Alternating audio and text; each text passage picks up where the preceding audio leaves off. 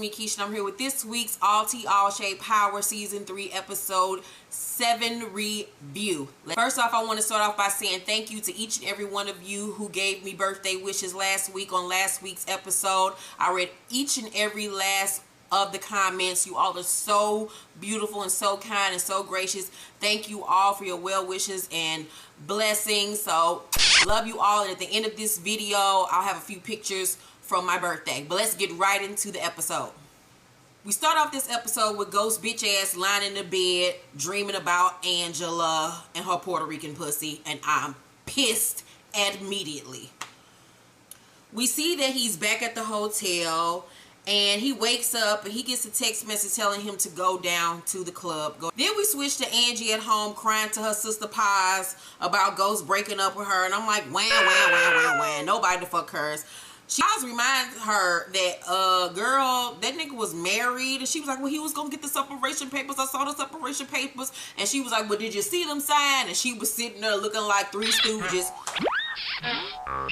And then Angela goes on to say, I don't want nobody else. I want him. No one else will ever know me like that. I'll never let them. I'm like, we don't fucking care. Die already. So then we heard a knock on the door. And she spring up like it's a pizza on the other side of the goddamn door. And so she goes to the door hoping and wishing and praying that it's Ghost. Some cracker at the door named Tim. Tim basically tell her, you need to get down to the office ASAP. She like, why? He like, I can't tell you. Grab your laptop and your phone. We got to go, girl. So they get down to the office and Angela sees Sax in his office pacing, so she knows some shit is up. Then she see this woman and this guy in the conference room and she like, who is that? Tim tells her it's the officer of professional responsibility, and Angela is about to piss herself because she knows she's in trouble. We then switch to the club and Ghost is meeting with Karen and telling her that he'll have the money to buy into her father's partnership that day. Karen is so excited about this news. Something still is telling me that Karen and her father are no fucking good. A part of me is telling me that they have some kind of connection with Stern, and this whole transaction is Stern based. I don't think that this is just a smooth business deal. So as Ghost and Karen are talking, Dre fine ass pop up in his Hugo Boss suit, and Karen pussy just like immediately gets wet. Like, she was so wet, I got wet through the goddamn camera. So she basically throws her vanilla pussy at him from across the room and dares him to motherfucking catch it. Like, she just want him to bend her over on somebody's table ASA motherfucking P. And so then we see her leave and Ghost is looking all around this club because Milan men are every fucking where. We cut back to the offices and everybody on the task force is on the suspect list of helping Lobos escape, even Mike, and he's shocked by this because he's like, I didn't do nothing. So they found Lobos' body. Like I said they fucking was. I was like, that was a dumbass idea to leave the fucking body behind anyway. So now Ghost got Lobos' body being found hanging over his head. Milan, Kanan is near. He just got a whole bunch of shit. Angela on his ass. This nigga can't catch a break. When they found Lobos' body, they also found his cell phone on him, and it was linked back to the offices. His last call came from the same cell tower that is right above the office building. So Mike, they are on your motherfucking ass. Oh, and some behind the scenes tea, y'all. So it came out yesterday that the guy that plays Mike Sandoval on the show, well, you know, he's married to some actress that plays on Brooklyn 911. They have a newborn baby with each other. Well, the tea got spilled yesterday on the gossip blogs, honey, that there is a gay porn of him fucking this gay porn star. I watched the video last night. You only get to see the guy's face for a quick look second, but it looks like him. Feel sorry for his wife, child, because he was fucking the dog shit out that man if that was him. Allegedly, if that was him. Ain't nobody gonna sue me. Allegedly. I don't know if it was him, but it sure looked like him allegedly. So then we see Julio and Tommy going to the club to catch up with Ghost. Julio is pissed off that Ghost is back in the mix because that now means that he's no longer number 2 on the drug rank. He has went down a notch or 2, and now that he's climbed the ladder, he don't want to go back down that motherfucker. Then Dre comes out with a case of effing vodka. Nice plug, 50 Cent. And Dre says to Tommy, it's been a minute, man. Tommy says, yeah, I wonder why. Dre says, look, I was just doing what I had to do. And Tommy goes, how many times did I tell you for it finally get through? Yeah, you. This is for you. Yes. Oh, yeah. Nigga, I died. This episode had a lot of funny ass moments that had me laughing out loud, and that was the first one. Ghost then comes down the steps looking like Inspector Gadget or some shit, and Tommy says, I'm not working with that Tony the Tiger looking motherfucker Dre.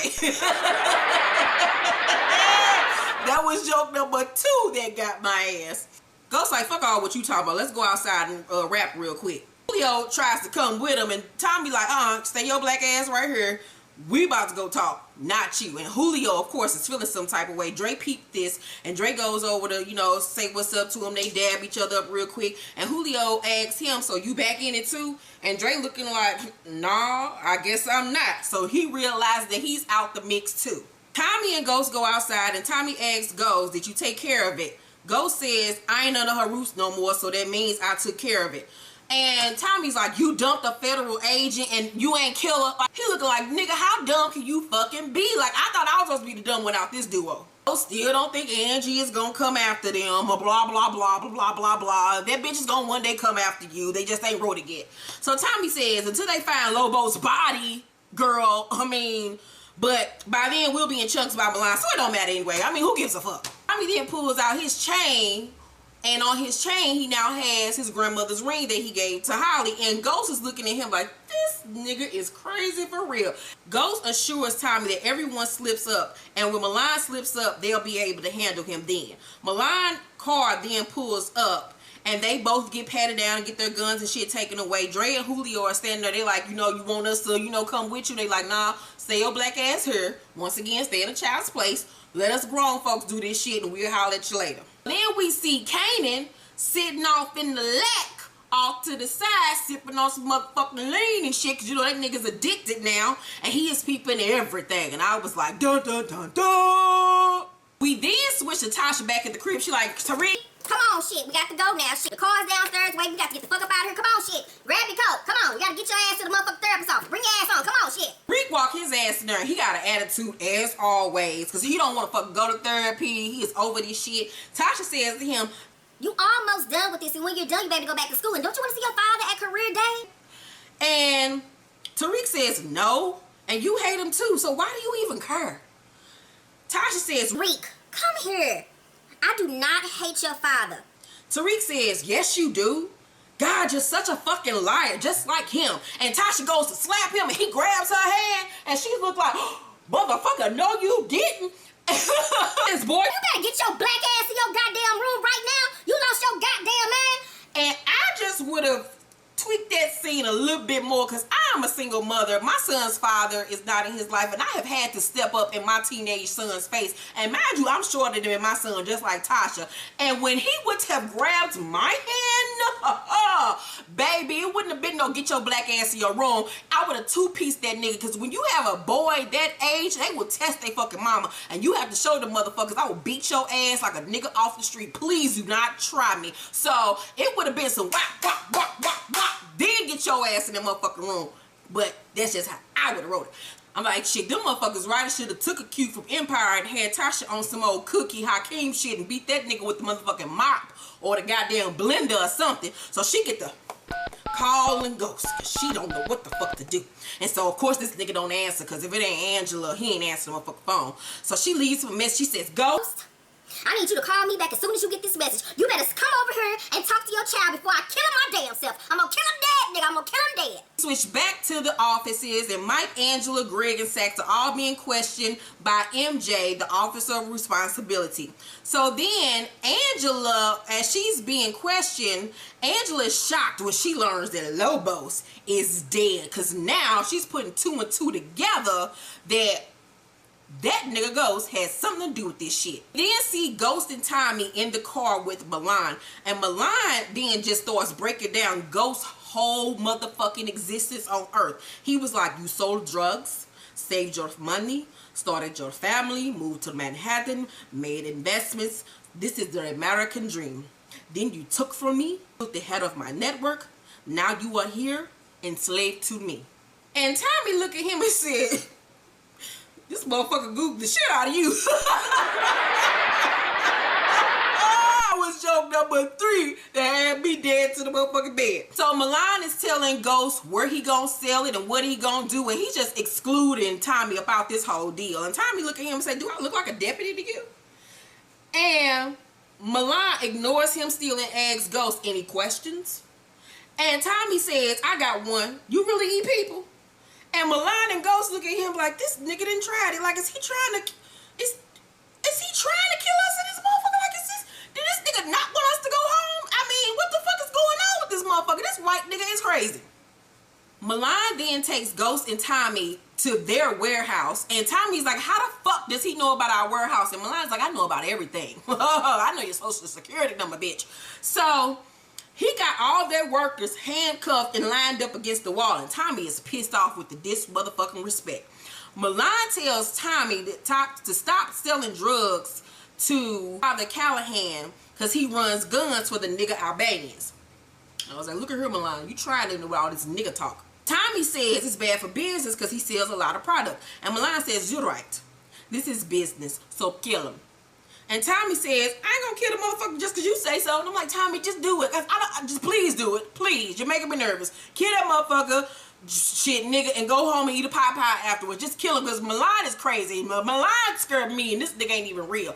He low-key scared me and turned me on all at the same goddamn motherfucking time. That scar does something to me, baby. Then you look like you will crack a back. Milan then turns to Ghost and says to him he wants him to sell the drugs in his clubs too. When one of his workers walk up to him and whispers something in his ear about one of the other workers, so Milan don't even say shit. Milan just goes in his motherfucking pocket and pulls out a motherfucking string and walks up to the dude behind him and gets to strangling the fuck out of him in front of everybody. This nigga didn't blink. He didn't flinch. He didn't shed a tear. He just stared off into space and zoned the fuck out and choked the shit out this motherfucker. Ghost standing in the background looking like, I just want to go home. So I just want to go home, please. And then this motherfucker, after he strangles him and kills him, he didn't even have to do all this shit, but this just was for extra fun. He go and snaps this motherfucker's neck. I was like, nope, I don't want to fuck you no more. I'm sorry. I'm just going to pay me and my good pussy, and I'm going to go on back home, Milan. We ain't going to work out. It just ain't going to work out between me and you. You a little crazy. I like crazy, but you a little bit too crazy. Milan, after he kills this motherfucker, wipes his hands and turns and tells Ghost, I want a cashier's check made out to my security company for the product by the end of the day. Ghost is like, look, bruh, I ain't gonna do it. How about we just pay you double on the next delivery because all of my clean money is tied up. And Milan says, Karen and Bassett will wait, right, James? And Ghost is looking like, God, did this motherfucker know everything? He know I'm about to do this deal with Karen? Like, can this nigga not know everything about my life? Milan then says to Ghost, get your men to work. Milan tells his man the right one will prove itself worthless soon and walks the fuck out. Ghost then asks Tommy to front him the money.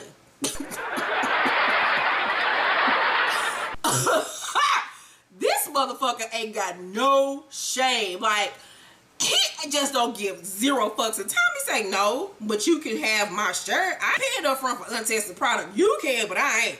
Ghost is shocked that Tommy is just so about it now, rowdy. You just ready to die. You ready to bust a gun and shit. You don't give a fuck. Like, you would have been the main motherfucker to tell me to simmer down and do what this motherfucker say. And Tommy is like, I mean, what the fuck is up with you? Rolling over like a little bitch.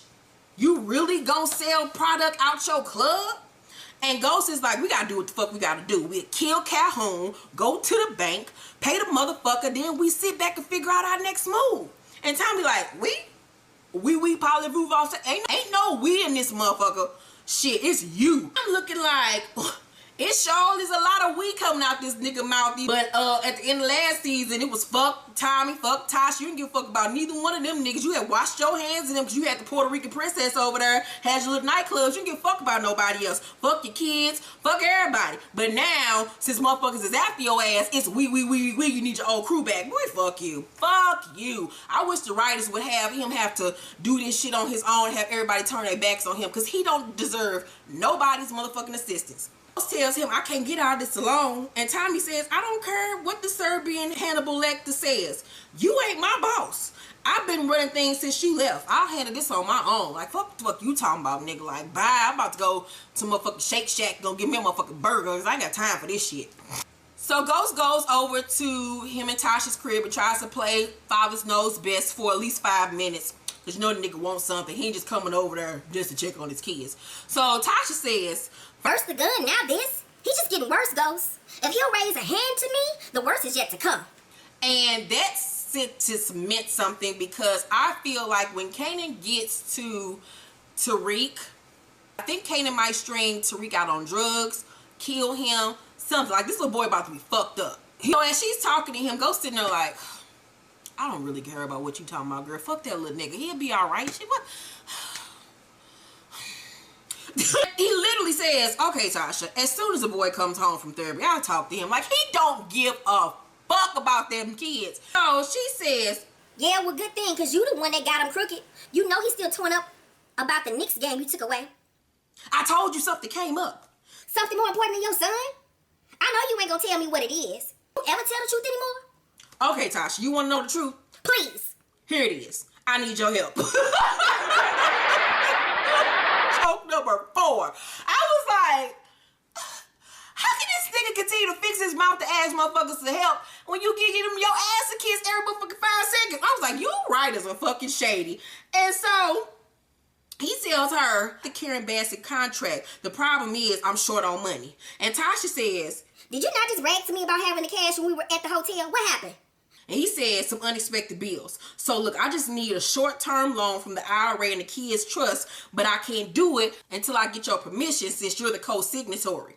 And she says, no. And he says, what? She said, I'm not doing it. He says, look, Tasha, you know I will have it back to you right away. Tasha, I would not be standing here pleading if I had another option. Seems to me you got another option. Shouldn't you be asking that other woman for help? All that lawyer money she got? I can't ask Angela. We're no longer together. I ended it. I don't want to get into it right now, but I need the money. I'm sorry. I'm not betting the kid's future on yours. Find another way. And she walks off. When he asking her for help again, I'm just like, she needs to be on some, who the fuck do you think are you? You ain't married to no average bitch boy. You gonna watch my fat ass twist boy as I bounce to the next dick boy and keep your money. I got my own. Keep a bigger smile on my face. Being alone. Bad motherfucker.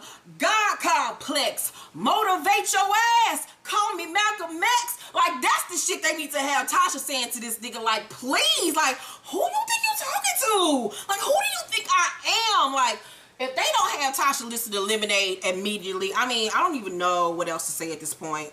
At least have her hit him with Lettucey's song Turn Me Loose and be like, I called you yesterday.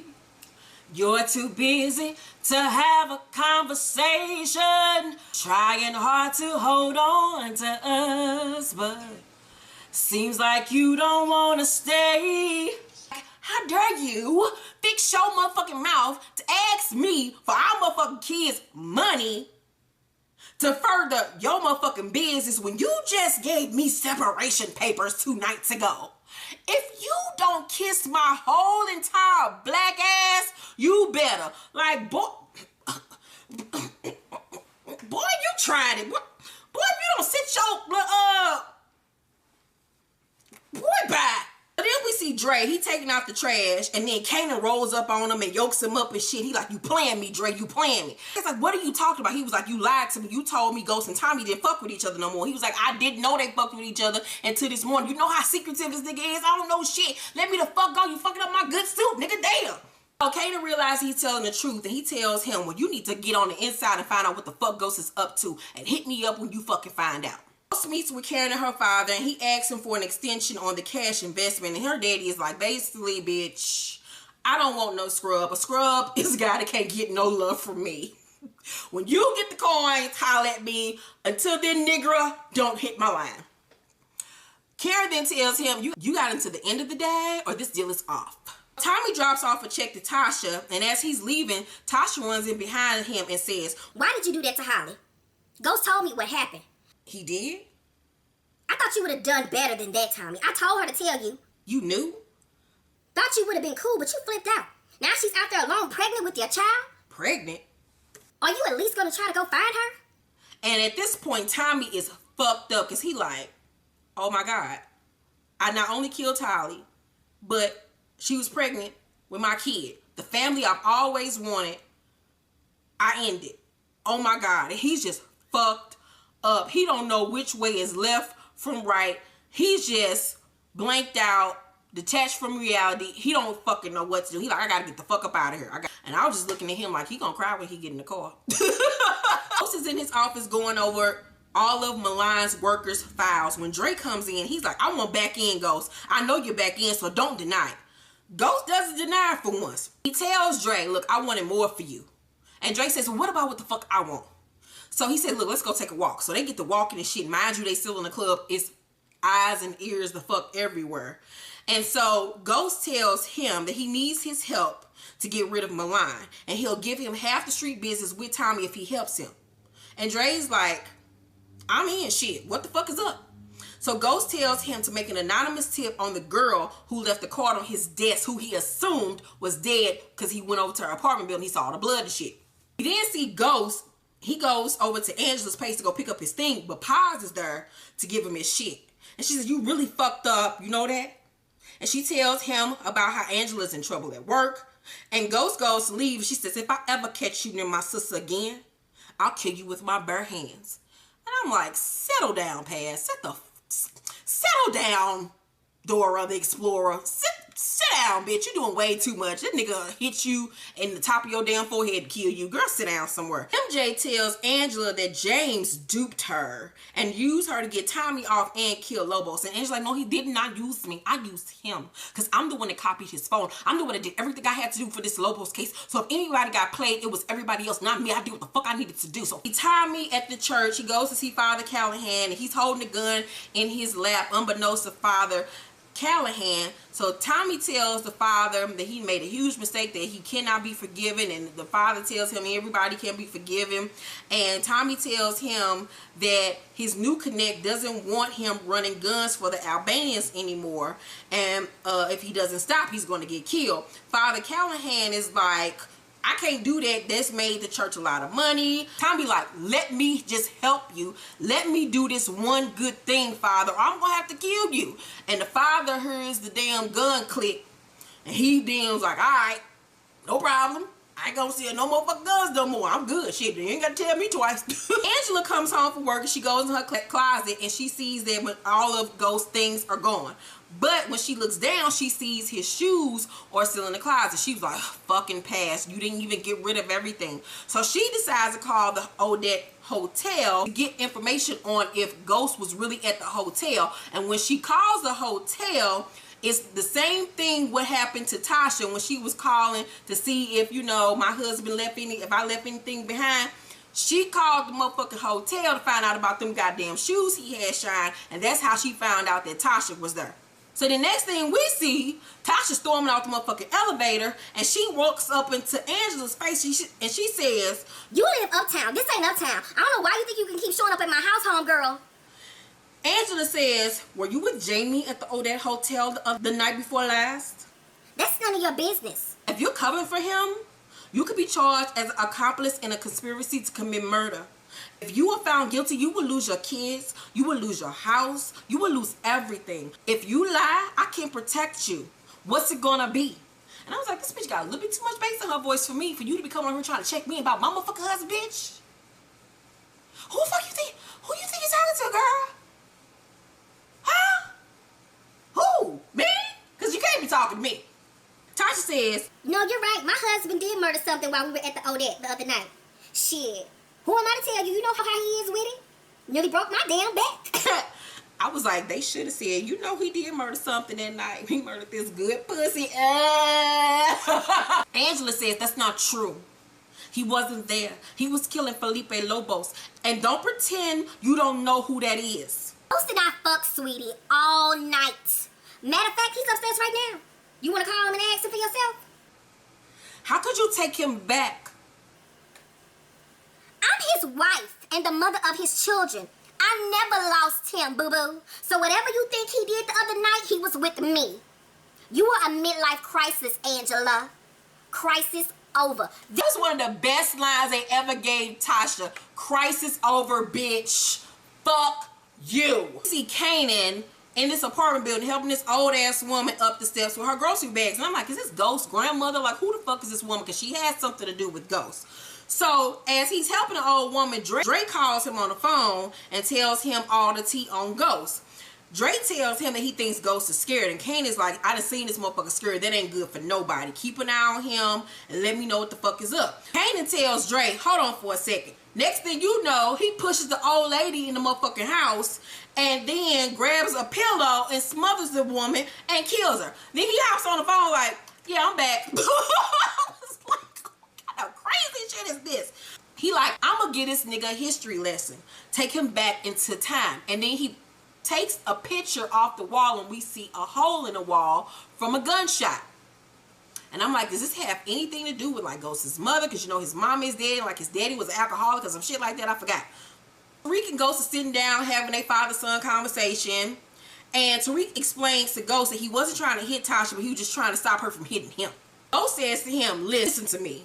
You don't have the right to put hands on your mother, no matter what. You owe her an apology for your behavior. Remember, we talked about it. Real men apologize. And Tariq says, so you want me to apologize like I did to your side bitch, right? Number 5 that fucked me up. But this is where I got pissed off. And I have never been this pissed off with this show ever before in my life. And I'm about to get real right here. The next thing you know, we see Ghost yoke this boy up and say to him, what the fuck did you just say to me, little motherfucker?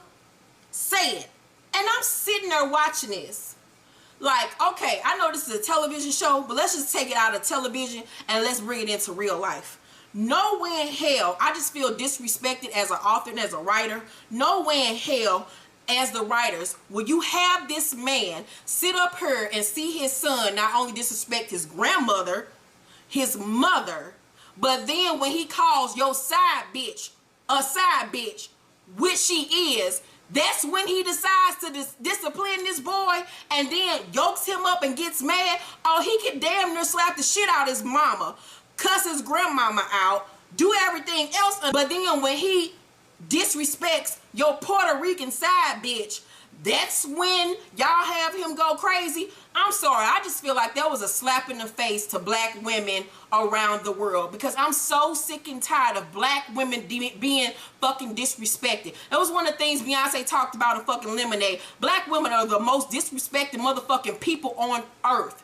It's a shame that we are rarely and barely shown on television. And when we are shown on television, you see a light-skinned woman with big curly hair or a light-skinned woman with long wavy hair. When you do see a brown sister that look like everybody else on television, the Gabrielle Unions, the Kerry Washingtons, the Naturi Naughtons of the world, they're classified as the mistress, or either they're unlovable and unwanted. I just feel like that was such bullshit as to show a black man not stick up for his fucking black ass wife, but then he sticks up and disciplines the child for the Puerto Rican girl. I'm sorry, that's some bullshit, because we already are not represented on television enough, and when we are represented, we're represented in a poor fucking light. I'm so tired of seeing, and I have no, you know, this color shit.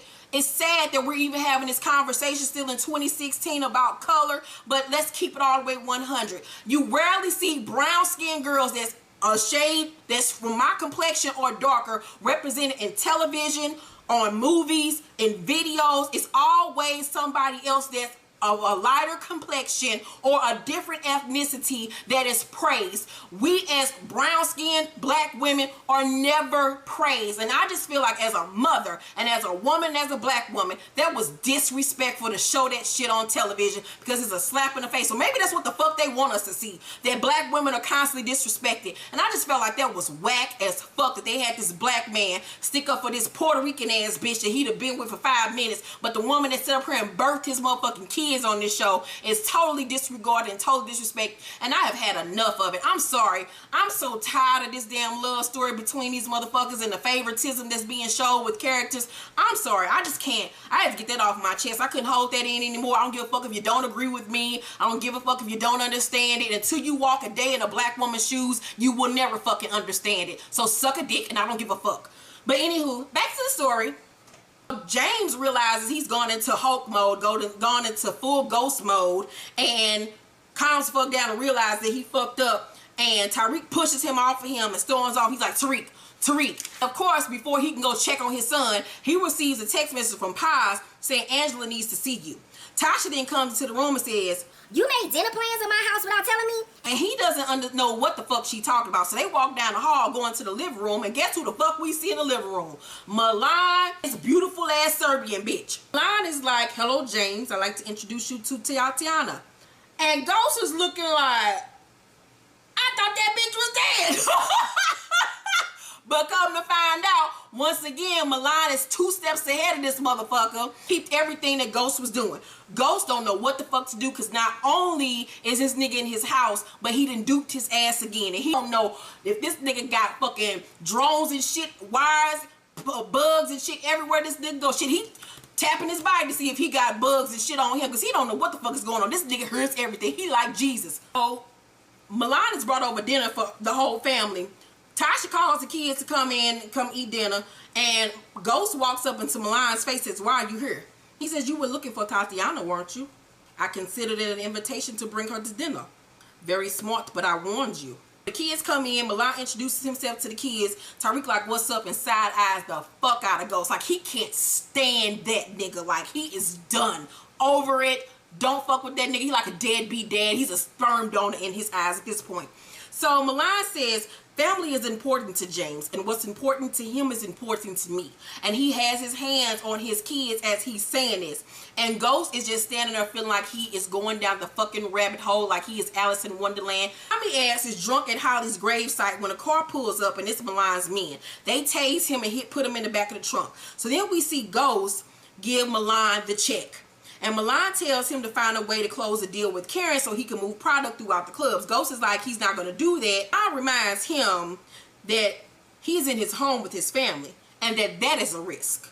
Milan pulls out a pack of cigarettes, and they zoom in on that. And that was to show us that at that point, he had fucked up. What that logo on the pack of cigarette triggered something in Ghost's head. So now he has something on Milan. So Milan and Tatiana leave. And when they leave and the elevator's closed, Tasha turns to Ghost and says, what the fuck is going on, Ghost? Ghost then grab her by the hand and drag her the fuck outside on the rooftop. And she says, what a fucking day. Your bitch comes by. He says, what, Angela came by? Huh, because his antennas go up when that bitch is around. And yeah, I alibied you. She knows about Lobos. Is that why you got me up here? He says, no, I got you up here because fucking Milan might be listening. Milan? Who the fuck is Milan? Dean, who we just had dinner with, Tasha. He might be the most dangerous man I've ever met. More dangerous than Kanan? Kanan was a street thug. Milan's a whole nother level. And then we see what type of level Milan is on. We see Tommy stripped down in just his boxers being thrown around by Milan's men. Milan's right-hand man says, kill him already. They start whooping Tommy's ass. They surround him in a circle, just get to beating him. Tommy try to fight back, but he drunk. He's off kilter. He just want to die. He don't have nothing to live for at this point. Milan shows up and starts watching from up above. He says to his right-hand man, has he fought back yet? Dude says the only fight he has is not to fight back. We switch back to Tasha and Ghost on the rooftop. Tasha says, so you mean to tell me he hovered over you this whole time? Why didn't he just kill you? What the fuck does he want? He wants me to suffer. What are we gonna do? I think Milan made a mistake today. I'm gonna use it to get us out. We go back to Tommy getting beat the fuck up. Milan walks up to him. Tommy is bloodied and bruised and battered. Milan says, Callahan called off the Albanians. Tolerable compromise, but not what I asked. You're disobedient. And then he tells his men to let Tommy go, and Tommy falls to the floor in a heap of blood. And he says, why do you want to die, Tommy? What is it about? The girl? And Tommy says, just fucking do it. Milan then says, I was wrong. You have immense value. You have nothing to lose, Tommy. This is best time to be alive. And it's true, because at this point now, Tommy is more valuable to him than Ghost, because Tommy has no ties, nothing to live for, no soft spots, whereas Ghost has several soft spots. Angela, sometimes his kids, sometimes Tasha, sometimes Tommy. Ghost is sitting on his hotel bed, scared like a motherfucker, because he don't know who listening, who watching. He don't know what the fuck to do. And it's a knock on the door, and it's Angela. So she walks in, and she says, I can't stay long. I might have been followed. She says to him, you want to know if I gave you up? He says, no, I want to know if you're okay. No, Jamie, I'm not okay. You killed Lobos, and the DOG thinks I participated. I need you to help prove that I'm innocent. What are you talking about? Someone gave you information about Lobo's transfer so that you could hit the caravan and kill him. I need to know who that was. I need to know who told you where he would be. You used me. Soon as you got rid of him, you got rid of me. Admit it. This motherfucker pushed her down on the bed, start ripping at her clothes and shit. And she says, get off of me. I'm not wearing the wire. And he says, how am I supposed to know that? Because if you go down, I go down. They get up and she fix her clothes. I told you Lobos was alive. That technically makes me part of the conspiracy to commit his murder. That's why you have to help me find out who the real is. Who was it? He said, I don't know what you're talking about, bro. I don't know what the fuck you talking about. And Angela says, the Eastern District is investigating the murder. If they figure out it was you, they'll trace it back to me. Like, okay, at this point, they're setting it up for Mike to die. Ghost is going to get rid of Mike for Angela. Angela then looks at him and says, you're going to let me get the death penalty for something I didn't do? He says, Angela, don't do that. No, don't say that. Come on now. Shit, come on. I just want to go to bed. Can we just fucking go to bed? Shit, that make me feel better. Can we just fuck and go to bed? Angela says, you told me you didn't love me anymore, but you lied. You never loved me. I do love you. I'll fix this. Only way to fix this is to tell me who helped you. Who helped you, Jamie? Who? Who told you where Lobos would be? If whoever murdered Lobos had information, I don't know where they got it from. Find out. Angie, don't go. And then it goes off.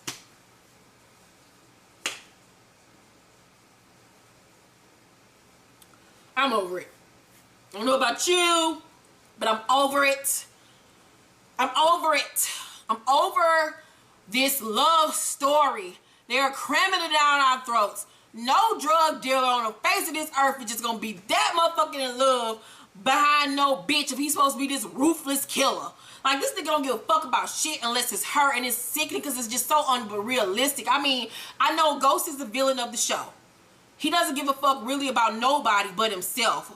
But I'm just sick of it. Like, oh, I'm just so sick. I just wanted this to be done. I want him to be with now one of them bitches. Be by his damn self. But I'm just tired of this Angela Ghost shit. It's so fucking annoying. And even the fans that were pro Angie and Ghost the first 2 seasons are over it too. It's just sickening. I feel like it's being crammed down our throats to make us love them together, and we don't. I don't know. I'm just over it. I just want one of them to die. I don't give a fuck. And they already been, you know, renewed for 2 more seasons. I can't take 2 more seasons of this shit. I can't take too much. At this point, I need for them to become mortal enemies like I suspected they're going to be. I suspect they're going to become mortal enemies, and that's what I need to be. I need for them motherfuckers to hate each other. I need for that shit to start popping off. What did you all think of tonight's episode? What was your favorite moments? My favorite moment from tonight's episode was when Tasha told Angie that she was a midlife crisis and that the crisis was over, and when Tariq told the Ghost that you want me to lie like I lied to your side bitch, and when Milan choked the shit out that dude and strangled him, and when Milan showed up to that motherfucking crib, that was some gangster shit. I loved every minute of that. I love Milan's character. I hope they keep him around for a minute and just continue to have him one-up Ghost. I love that aspect of it. Least favorite moment, you already know I went off on that. But let me know what was your favorite and least favorite moment of tonight's episode.